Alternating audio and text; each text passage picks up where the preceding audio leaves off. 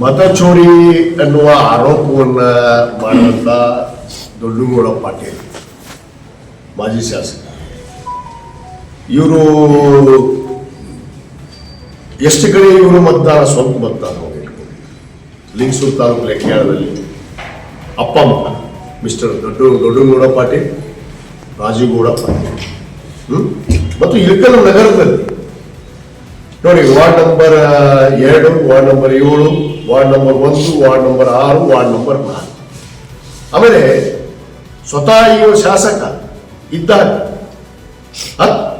ಇವ 3 ಕಡೆ ಮತದಾನ ಇಟ್ಕೊಂಡ. ಲೆಕ್ಕಾಳಲ್ಲಿ ಮತದಾನ ಇಟ್ಕೊಂಡ, ಇಳಕಲ್ ವಾರ್ಡ್ ನಂಬರ್ 2ರಲ್ಲಿ ಮತದಾನ ಇಟ್ಕೊಂಡ, ವಾರ್ಡ್ ನಂಬರ್ 7ರಲ್ಲಿ ಮತದಾನ ಇಟ್ಕೊಂಡಿದ್ದ, ವಾರ್ಡ್ ನಂಬರ್ 6ರಲ್ಲಿ ವಿತ್ ದಾಖಲೆ. ಇದು ಮತ ಚೋರಿನ. ನಮ್ಮ ಮತದಾರ ಪಟ್ಟಿ ಪರಿಷ್ಕರಣೆ ಆಗುವಂಥದ್ದು ಹಂತದಲ್ಲಿರುವಂಥದ್ದಕ್ಕೆ ಆರೋಪ ಮಾಡಿ ಮತ ಚೋರಿ ಅಂತ. ಮತ ಚೋರಿ ಮೀನ್ಸ್ ವಾಟ್? ಅವ್ರಿಗೆ ಅರ್ಥ ಗೊತ್ತಿಲ್ಲ. What is the meaning of ಚೋರಿ? ಚೋರಿ ಅಂದ್ಬಿಟ್ಟ ರಾಜೀವ್ಗೌಡ ಪಾಟೀಲ್ ಹೌದು ಹೇಳಿದ್ರು. ಅವ್ನು 7 ಕಡೆ 7 ವಾರ್ಡಲ್ಲಿ ಲೆಕ್ಕಾಳಲ್ಲಿ ಮತ್ತು ಪ್ರೆಸ್ ಲೆಕ್ಕಾಳ, ಲಿಂಗಸೂರು ತಾಲೂಕು ಲೆಕ್ಕಾಳಿದ್ದು, ಹುಣಗುನ್ ತಾಲೂಕು ಲೆಕ್ಕಾಳಲ್ಲ. That is most important.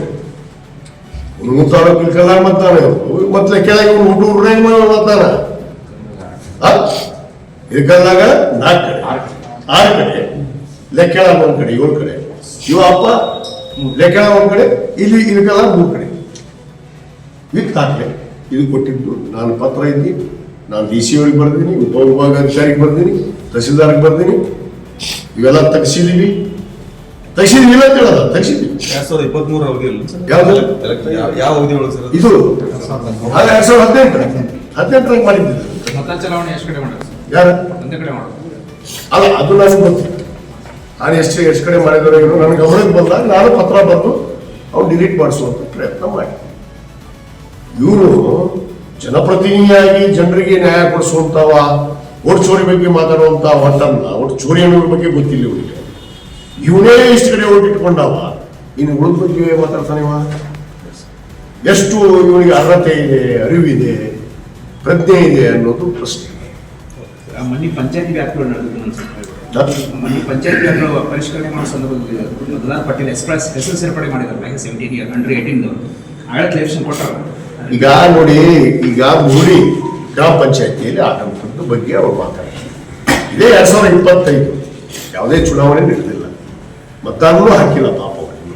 ಹೊಸ ಮತದಾರ ಅವರು 17 ವರ್ಷ ತುಂಬಿದೆ, 18 ವರ್ಷಕ್ಕೆ ಒಟ್ಟಿಗೆ ಬರ್ಬೋದು ಮುಂದಿನ ಗ್ರಾಮ ಪಂಚಾಯತಿಗೆ. ಈಗ ಬರುತ್ತೆ ಗ್ರಾಮ ಪಂಚಾಯತಿ 18 ತುಂಬತಾವ ಅವರಿಗೆ, ಅವಾಗ ತುಂಬಬಹುದು, ನಮಗೂ ಮತದಾನ ಬರ್ಬೋದು.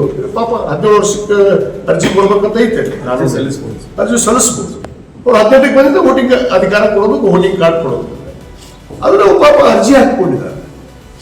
ಅರ್ಜಿ ಹಾಕೊಂಡವ್ರ ಬಗ್ಗೆ ಆರೋಪ ಮಾಡೋದು, ಅದು ಒಬ್ಬ ಕಾಂಗ್ರೆಸ್ನವರು MLA ಬೆಂಬಲ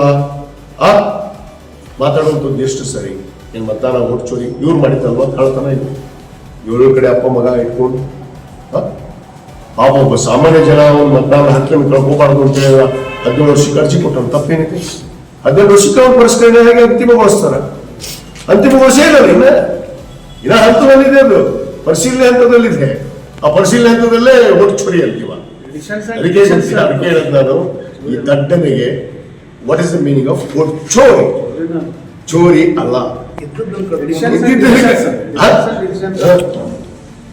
ಅದು ಆಗ್ಬೇಕು. ಸುಮ್ಮನೆ ಏನೇನೋ ಆರೋಪ ಮಾಡೋದು ವಿನಾಕಾರಣ ಹೊಂಚೋದು. ಏನ್ ನಾನು 23 ಕೇಂದ್ರ ಓಟ್ ಹಾಕಿಸ್ಕೊಂಡು ಗೆದ್ದಿದ್ದೈತೆ ಇದು ಇವ್ನು ಸಹಿಸಕ್ಕಾಗಲ್ಲ. ನಾನು ಹೇಳಿದ್ನಲ್ಲ, ಇವ್ನಿಗೆ ಜನರು ಈ ನೋಡಿ ರಿಜೆಕ್ಟ್ ಮಾಡ್ತಾರೆ ಅಂತ ಕನಸು ಮನಸ್ಸು ವಿಚಾರ ಮಾಡ್ತೀನಿ. ಭಾರಿ ಅಭಿವೃದ್ಧಿ ಮಾಡಿದ್ದೀನಿ, ಕ್ಷೇತ್ರ ಜನ ಒಪ್ಕೊಂಡ್ಬಿಟ್ರ ಶಾಶ್ವತ ಅಂತ. ಯಾರೂ ಶಾಶ್ವತ ಅಲ್ಲ. ನಾನು ಊಟ ಮಾಡ್ಕೊಂಡು ಗೊತ್ತಿಲ್ಲ, ಇವನು ಊಟ ಮಾಡ್ಕೊಂಡು ಕುಂದ್ರಾಗ. ಇವ್ನ ಟೈಮ್ ಮುಗಿತಾನೆ ಇವ್ನು ಹೋಗಬೇಕು, ನನ್ನ ಟೈಮ್ ಮುಗಿತಾನೆ ನಾನು ಜಾಯ್ಕಾಲಿ ಮಾಡ್ಬೋದು. ನೆಕ್ಸ್ಟ್ ಬರೋರು ಇರ್ತಾರೆ, ಅದಕ್ಕೆ ಕಾಲ ನಿರ್ಣಯ ಮಾಡ್ತಾರೆ, ಜನರು ನಿರ್ಣಯ ಮಾಡ್ತಾರೆ. ಆ ಜನರು ನಿರ್ಣಯ ಮಾಡೋದಂತ ನೋಡಿ ಹೋಗ್ಬೇಕಾಗುತ್ತೆ ಅಷ್ಟೇ. ಇದನ್ನ ಅರಿವಿಟ್ಕೊಂಡು ನಡೆದ್ರೆ ಭಾಳ ಒಳ್ಳೆಯದು. ಈ ಏಟ ಹೋದ್ರೆ ಹುಚ್ಚರಾಯ ಅನ್ನೋದು ಗ್ಯಾರಂಟಿ ಏನು ಬರೋದು. Thank you.